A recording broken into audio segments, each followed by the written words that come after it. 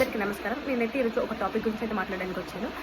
నిన్న అని కాదు, లాస్ట్ 6 months నుంచి మేమందరం ఫేస్ చేస్తున్న ప్రాబ్లం. సజ్జనార్ గారు మీకు ఈ విషయం తెలుసో తెలియదో, కానీ మీ దాకా మేము తీసుకురావాలన్నదే మా ప్రయత్నం. మిమ్మల్ని ఏది అనాలని కాదు.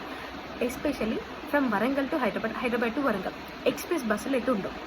కంప్లీట్గా డీలక్స్లు, సూపర్ లగ్జరీలు, గరుడ అండ్ రాజధాని ఈ బస్సులే పెడుతున్నారు. ఎక్స్ప్రెస్లు ఎప్పుడో ఒకసారి మేము అడిగితే అవి వచ్చినప్పుడు మీరు వెళ్ళాలి. వాటికంటే ఒక టైం మేనేజ్మెంట్ లేదు.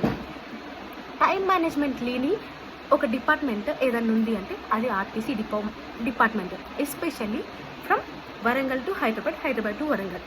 ఈ హనంకొండ డిపార్ట్మెంట్ మేనేజర్ ఏం చేస్తున్నారో నాకు తెలియదు. తను చాలా స్ట్రిక్ట్ అని విన్నాను. తను చాలా పర్టికులర్గా టైం వర్క్ చేస్తుందని విన్నాను. అవును, తను చాలా స్ట్రిక్ట్, చాలా పర్టికులర్గా అన్నిటికీ వర్క్ చేస్తుంది. వేరే డిస్ట్రిక్ట్స్ ప్రాపర్గా బస్సెస్ వెళ్తున్నాయి, ప్రాపర్గా టైం తీయట్లేదు. ఎలక్ట్రిక్ బస్సెస్ అంటున్నారు, కండక్టర్ లేదు. అండ్ ఎలక్ట్రిక్ ఛార్జింగ్ పెట్టేసరికి 2 hours పడుతుంది. టైం మేనేజ్మెంట్ సరిపోవట్లేదు. ఇఫ్ ఇన్ కేస్ మీకు ఆ టైం మేనేజ్మెంట్ సరిపోతే ఆఫ్టర్నూన్ టైంలో ఒక 4 buses ఆపి ఈవినింగ్ టైంలో నాన్ స్టాప్గా మీన్స్ ఇంటికి వెళ్ళే టైంలో బస్సెస్ ప్రొవైడ్ చేయొచ్చు కదా. ఎందుకు ప్రొవైడ్ చేయట్లేదు మీరు? ఇది నా ఒక్కదాన్ని ఆవేదనే కాదు, చాలామంది అడుగుతున్నారు, వాళ్ళు మాట్లాడుతున్నారు. సో వాళ్ళందరి నుంచి నేను వచ్చి మాట్లాడుతున్నా. ఈ వీడియో సజ్జనార్ దాకా ఖచ్చితంగా చేరాలి. అండ్ ఆర్టీసీ డిపో మేనేజర్ దాకా కూడా చేరాలి. ఈ వీడియోకి అందరు రిప్లై ఇవ్వాలి. ఎందుకు ఇలా చేస్తున్నారు?